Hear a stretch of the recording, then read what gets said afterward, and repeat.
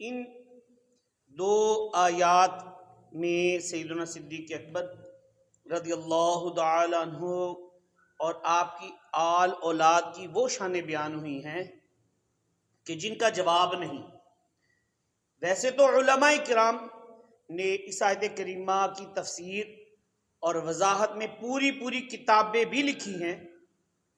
میں وقت کا لحاظ کرتے ہوئے دو باتیں عرض کرتا ہوں۔ انسان کامل سیدنا صدیق اکبر ہے۔ اللہ پاک فرماتا ہے وَوَصَّيْنَا الْإِنسَانَ، اور ہم نے آدمی کو حکم دیا ہے۔ یہاں انسان سے مراد سیدنا صدیق اکبر رضی اللہ تعالیٰ عنہ ہے۔ لسانیات کا یہ قاعدہ ہے کہ اس میں جنس جب فرد واحد کے لیے بولا جائے تو مبالغہ کا معنی دیتا ہے۔ کوئی بہت بہادری کا کام کرے تو کہتے ہیں اسے مرد کہتے ہیں، اسے کہتے مرد۔ کیا مطلب؟ کیا دنیا میں کوئی اور مرد نہیں رہا؟ نہیں، ایسا نہیں ہے۔ مراد یہ ہوتی ہے کہ دنیا میں مرد تو اور بھی بہت ہیں، مگر یہ جس نے بہادری کا کام کیا ہے نا، یہ بہت کمال والا مرد ہے۔ اس کی مردانگی کے کمالات، اس میں مردانگی کے جو کمالات ہیں وہ موجود ہیں۔ اب شان سیدنا صدیق اکبر رضی اللہ تعالیٰ سمجھیے کہ اللہ پاک نے ذکر صدیق اکبر رضی اللہ تعالیٰ نے فرمایا آپ کا نام نہیں لیا، آپ کے اوصاف ذکر نہ فرمائے، بلکہ فرمایا وَوَصَّيْنَا الْإِنسَانَ، کہ انسان تو میں بھی، یعنی کہ میں بھی انسان ہوں، انسان تو آپ بھی ہیں۔ جو بھی آدم علیہ السلام کی اولاد ہے سبھی انسان ہیں، مگر رب کائنات نے خاص موقع پر سیدنا صدیق اکبر رضی اللہ تعالیٰ کو انسان فرمایا۔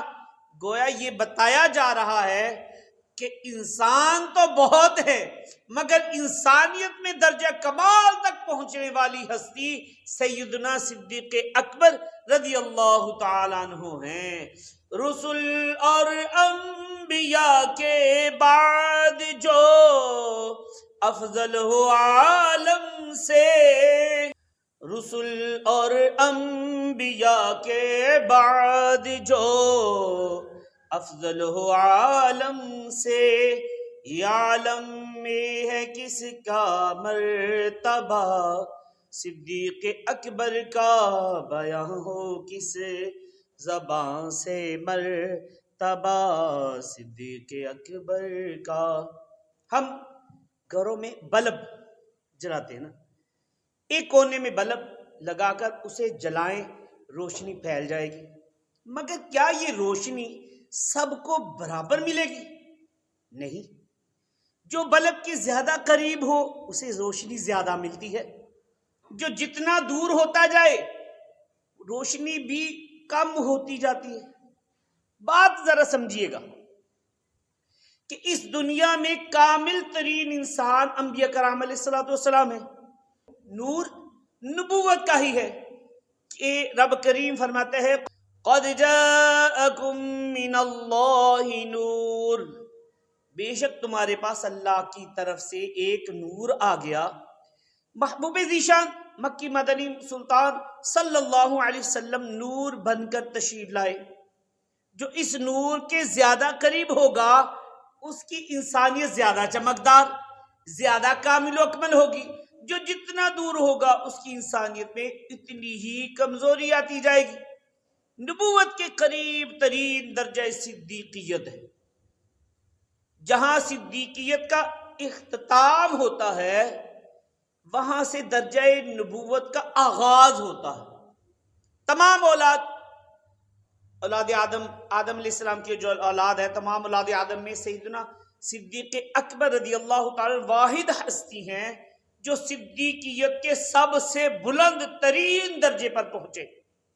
چونکہ آپ درجہ نبوت کے زیادہ قریب ترین ہیں، لہذا ماننا پڑے گا کہ نور نبوت کا سب سے زیادہ فیضان آپ ہی کو ملا ہے.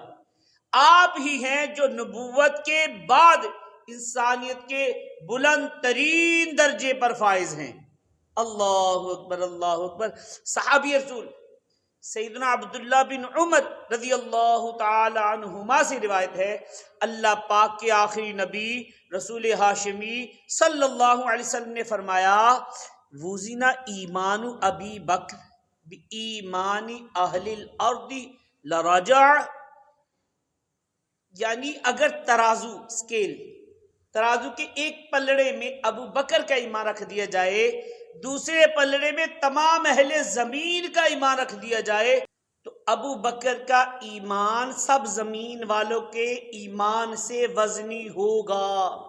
اللہ اکبر. اللہ پاک کے آخری نبی رسول ہاشمی صلی اللہ علیہ وآلہ وسلم نے فرمایا، میں نے دیکھا کہ میں جنت میں داخل ہوا ہوں، پھر ایک ترازو لایا گیا، اس کے ایک پلڑے میں مجھے بٹھا دیا گیا، دوسرے پلڑے میں میری ساری امت کو بٹھایا گیا، تو میرا وزن میری پوری امت سے زیادہ تھا. پھر ایک پلڑے میں پوری امت کو رکھا گیا، دوسرے پلڑے میں ابو بکر صدیق رضی اللہ تعالیٰ کو بٹھا دیا گیا، تو ابو بکر صدیق رضی اللہ تعالیٰ پوری امت سے زیادہ وزنی تھے.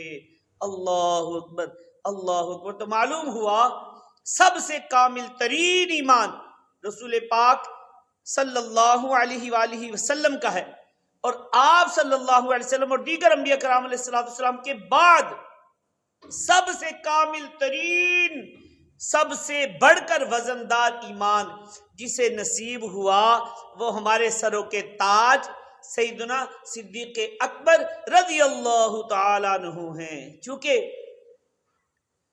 ایمان کی مضبوطی کے لحاظ سے آپ کا درجہ نبیوں کے بعد سب سے اونچا ہے، لہذا انسان ہونے میں بھی آپ سب سے کامل ترین رہیں گے.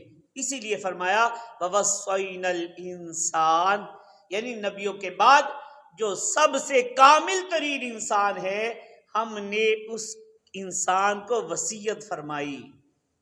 اللہ اکبر اللہ اکبر.